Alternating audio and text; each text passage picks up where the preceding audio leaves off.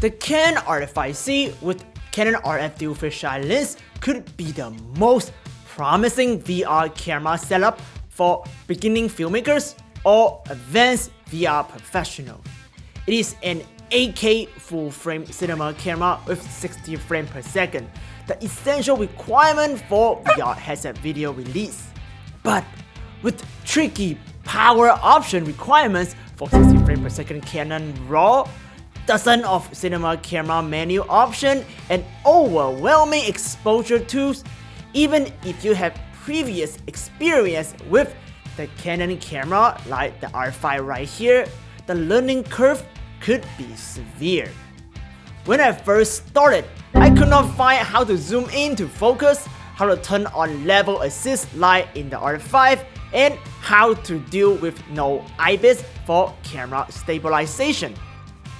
To save you hours of frustration, I created this in-depth tutorial masterclass covering everything from exposure to focus to gimbal mounting, power option, proper camera movement for VR, and what essential gear to buy or to get the camera operational. Considering this as your video manual for how to shoot VR180 with Canon R5 C. Practice everything I teach you here before you going on set and nail your dream job as a metaverse filmmaker. Let's go!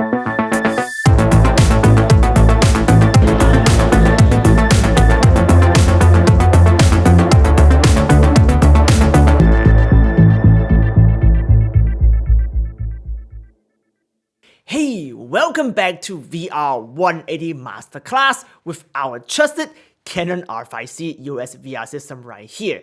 It is your boy Hugh, your trusted instructor and friends from the internet. No time to waste, let's turn on your camera now. Immediately, you see this warning message. The lens does not work with the current recording settings and attached power source. If you go to power source navigation for more details, you see you also need the DC coupler DR-E6C or USB power adapter PDE1. Not only are these expensive, they also sold out on the official Canon website. Well, don't panic. You can power your camera with a 60-watt power source, which means you can power the Canon R5 C with your old computer charger. Ta-da! What if you want to move? Not like other cinema cameras that require expensive V-mount or gold mount batteries, Canon R5 C can be powered by a simple power bank that supplies 65 watt of power output. A good one I will recommend is the Xanadu Super Tank Pro right here with a sophisticated output over power protection to protect your expensive camera. While you're at it, get the Passport 3 all-in-one 165-watt adapter for international travel. I would not recommend powering your camera with your computer charger unless it's very necessary, you don't have any other option. Get the Passport 3, which can charge your Xanadu Super Tank and your Canon R5 C directly.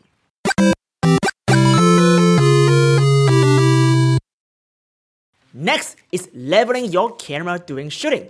Not like Canon R5, which can fix it in post in leveling, Canon R5 C requires critical leveling before filming, unless you want your viewer to tilt their head to watch your video in VR.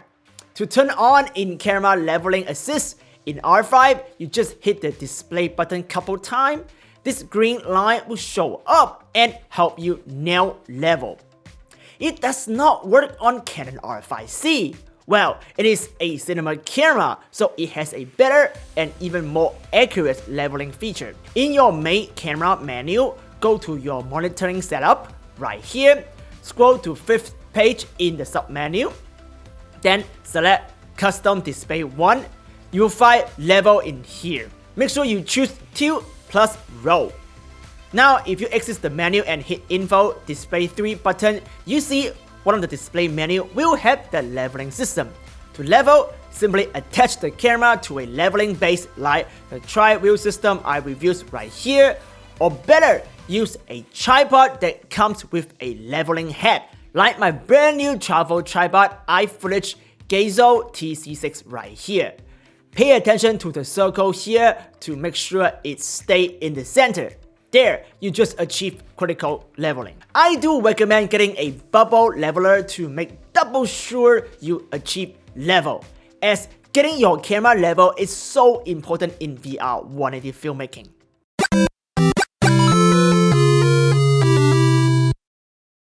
The next important thing for VR filmmaking is to achieve critical focus. The RF Dual Fisheye lens is a manual lens. You need to focus manually. In R5, it's so easy, but in R5C, it's not so. First, if you are just shooting the same spec as R5, which is 8K in 30 frames per second HEVC 10-bit, not Canon RAW, you cannot magnify. You will see this warning message when you hit the magnify glasses right here. So you have to lower the resolution to 4K. And now you can zoom in. So focus on 4K first and then switch back to 8K. The focus works the same as any resolution and in any codecs. Since the Canon R5C is really a cinema camera, we should only shoot on 8K 60 frames per second Canon RAW LT.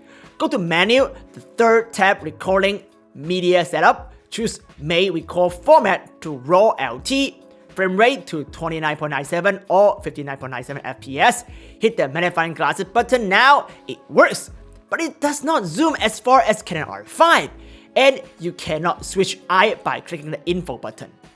Well, the R5C can actually zoom in a lot further than R5, but instead of hitting the magnifying glasses button twice, like in R5, you click the set button instead. So hit the magnifying glasses once to enable zooming and then set to zoom in twice.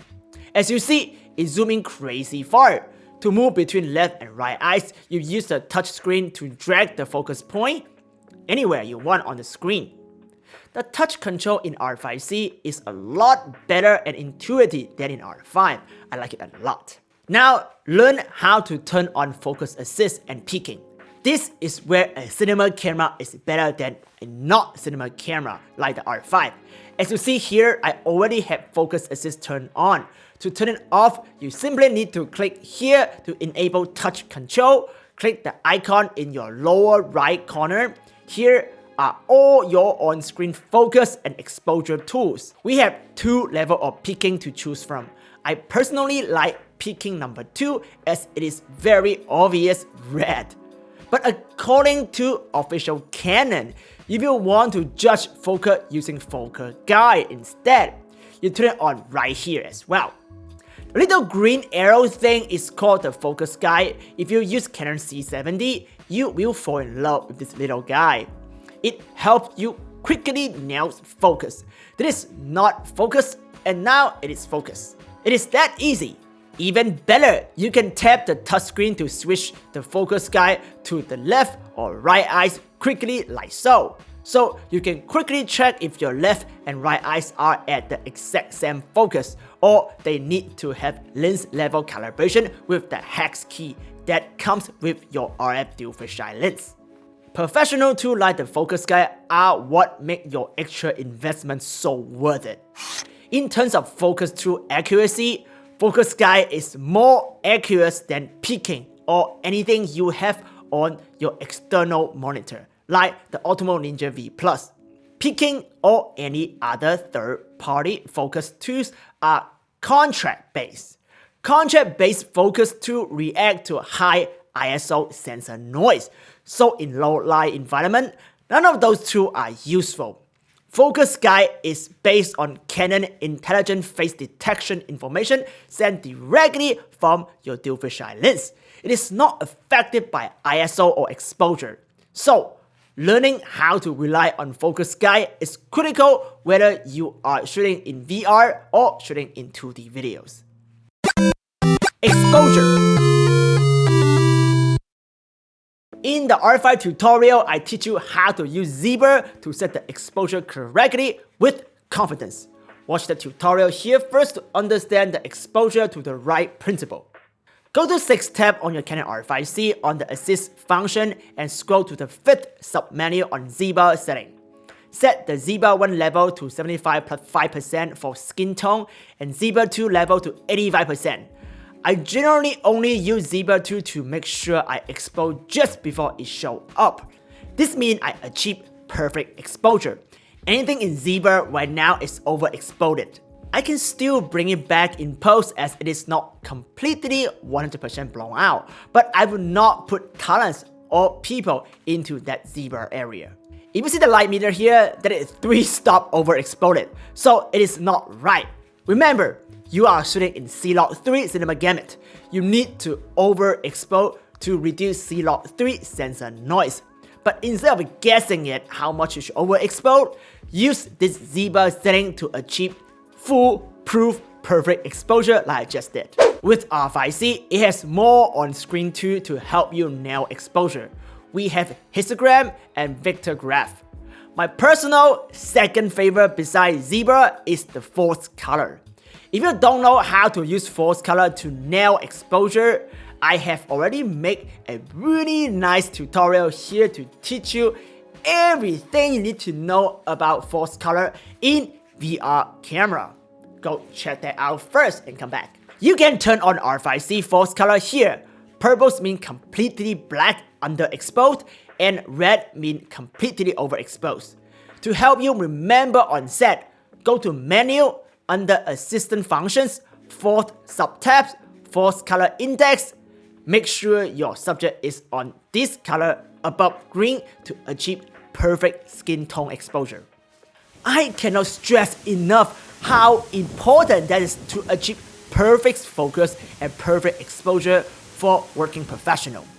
It is not the Canon R5C shoot better video than, let's say, Insta360 Titan, but it is the lighting control and better exposure tool that make a cinema camera look better in the final result. If you don't know how to use a cinema camera, then your footage will look like shit, no matter how expensive your camera is. So we watch this part again until you really get it before you go on set with your clients. Generate proxy on set. Some quick and useful preset here as well. When you click this icon on the top left corner of your touchscreen, you get this quick preset menu. From here, you can quickly switch record format and frame rate. You also have the ability to capture proxy on the second card. So you can have Canon RAW LT for the CFExpress in 8K 60 frames per second, but you can also have a proxy file in MP4 HEVC in 2K 60 frames per second stored on your second media card for quick on-set stitching and for client review. If you are a DIT, I don't need to tell you how important it is to generate proxy on set. The proxy you generate will work on your Canon EOS VR utility app. So there's no need to go through my DaVinci Resolve tutorial right here to just get a quick client review file in the client VR headset. Brilliant! As you see, Canon R5C is very powerful and designed with professional filmmaker in mind. All you need is this tutorial to learn how to use it correctly. So don't forget to subscribe if you have not already. Give me a big thumb up and keep learning with me. Dual Gain ISO. So Canon R5C introduced Dual Gain ISO. As you see right here, you can choose base ISO from 800 to 3200. For shooting in Canon RAW LT for VR180, you just need to set your ISO fixed to 800. That will be good. As RAW, you can adjust ISO in post. See my DaVinci Resolve tutorial right here to learn more how to color grade your Canon R5C. For shooting in MP4, if you are in low light, set it to 3200 to reduce sensor noise. The best ISO with minimal noise and the best dynamic range capture is only 800 and 3200. all the other ISO, you are losing information, so adjust your aperture and control your environment lighting instead of messing up with your ISO. Necessary equipment. I already made an in-depth tutorial on what to get if you are filming with the VR180 right here. Please watch that tutorial first, as it's really good and can save you lots of money and frustration. For Canon R5 C, we do need some extra stuff. The must-have stuff beside your Zen 2 Super Tank Power solution right here is storage media. I have the pro-grade CFExpress 325GB here with a write speed of 1500 megabits per second. This is an official recommended card from Canon, but it's very expensive and it is not big enough. It gives you roughly 30-minute filming time in Canon RAW LT in 60 frames per second. So I went out on Amazon and get the 1TB CFExpress card right here. This is by Microform with 1400 megabits per second write speed, not as fast as the Pro Grade or Angelbird, but it is 100% comparable with your Canon R5 C, and it is $469 US compared to Pro Grade $729 US for 650GB. That is a lot of saving we are talking about. So if I can save you like $500 on storage, should you give this video a big thumb up and drop me a thank you comment down below? I do recommend the Pro Grade CFExpress B card reader. You need this to offload footage fast on set. It also works great on your brand new M1 Max MacBook Pro as well. Atomos Ninja V Plus. Okay, lots of influencers suggest getting Ninja V Plus with the Canon EOS R5 C. Don't ever get it. Yes, you hear from me, a real professional that tries to save you a headache. If anyone is telling you to get the Ninja V Plus, send this video to them. Ninja V Plus does support the Canon R5 C right here with the HDMI RAW right here, but it limits to 30 frames per second instead of 60 frames per second, and the HDMI 8K is only sending 10-bit signal according to official Canon to the Ninja V Plus, so you get a 10-bit dynamic range ProRes RAW. So what? It loses 2 stops of dynamic range. Canon RAW LT captures 12 stop dynamic range, and ProRes RAW from the Ninja V Plus is 10 stop. And it is without the metadata to use the Canon EOS VR utility. Canon R5 C would never overheat like the R5. As you see right here, it makes absolutely no sense to get the Ninja V Plus. If you have $1,000 to drop, getting an Angelbird 1TB CFExpress card is a way better investment. Camera support. So R5 C is a heavy camera. You do need a great tripod. I would recommend the iFootage Gazer TC6S. It is travel friendly with retractable spike for outdoor and very good leveling head built in. I would also recommend getting the Q1S quick release plate.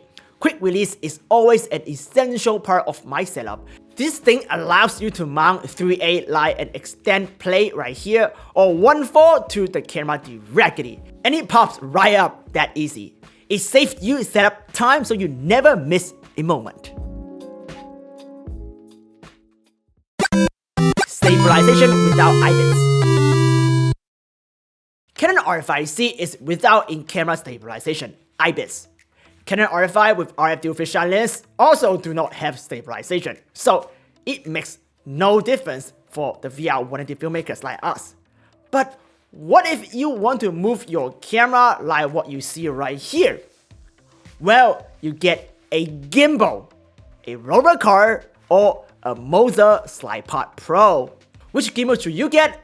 I love my DJI Ronin RS2, but it does not work with the Canon R5 C because after balance, the backplate is in frame in the dual fisheye lens. I would recommend the Moser Aircross 3, a very affordable, small, but very powerful gimbal for Canon R5 C. As you see right here in the final result, the gimbal is not in the frame. You also need a Z-axis stabilization when filming with VR180. Like right here, I will just get on my one reel. Best filming tool ever, plus it looks cool. Here is the Telesense 3-wheel motorized dolly car. It makes a great camera slider if your surface is smooth.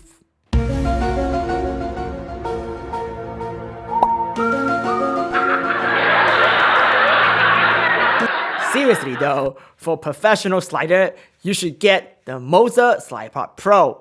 Other slider will be in frame as your fisheye lens can see full 180 degrees.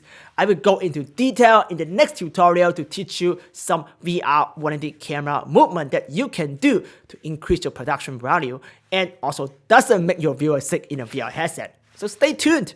Thank you for watching this VR180 Masterclass. We already covered the post-production of Canon R5 C on episode 3 right here. So watch it as your next lesson. We will continue to explore the topic of VR180 filmmaking with the Canon EOS VR system. Our goal is to become your go-to guide on metaverse filmmaking. So don't forget to subscribe to this YouTube channel, give us a thumb up, follow me on Instagram, TikTok, and Facebook. DM me on Instagram if you have any further question, and I will see you next time.